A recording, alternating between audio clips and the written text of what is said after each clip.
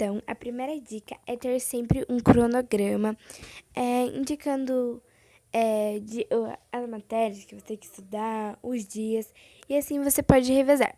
No mesmo dia, chega em casa, revisa a matéria. No outro dia, estuda a matéria anterior e assim por diante. No domingo, no caso, revisa a matéria de semana passada, que tá tudo certo. Essa eu sempre faço e eu nunca me perco nas matérias e eu acho que funciona. E eu queria mostrar pra vocês. Então vamos para a segunda dica.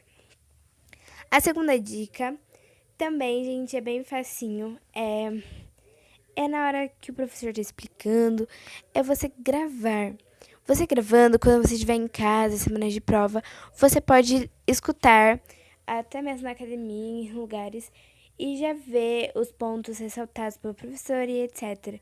Assim você consegue acompanhar melhor e saber tudo do jeitinho que o professor explicou.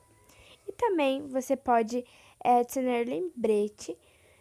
Eu sempre faço isso, você adiciona lembrete com os tópicos que vai cair na prova, tudo. Tira um print, dá um print e põe na tela inicial do seu celular, que assim você toda hora que abrir o celular, toda hora que estiver mexendo, você vai ver lá o print e vai saber. A terceira dica, não menos importante, é na hora de você estudar. Eu sempre pego somente o necessário, ou seja, lapiseira, borracha, caneta, seus cadernos, é claro, e a minha apostila, que são coisas essenciais e apenas isso. Também uma dica, sabe aquelas perguntinhas chaves que os professores dão em toda a aula? Também é legal para você decorar quando tiver uma pergunta bem bolada.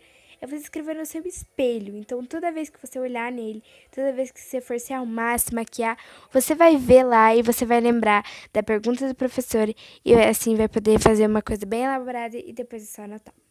E também é sempre bom dar um tempo para descansar, né? Então ouve uma música, relaxa bem. Isso é legal fazer antes e depois do estudo. E, gente, emenda e começa a ouvir aquele áudio do professor, tudo. E depois disso, faz algumas anotações, os parágrafos que o professor falou que vai na prova e etc. Coisinhas bobas assim durante o dia para você se manter bem ligada e bem informada sobre a matéria.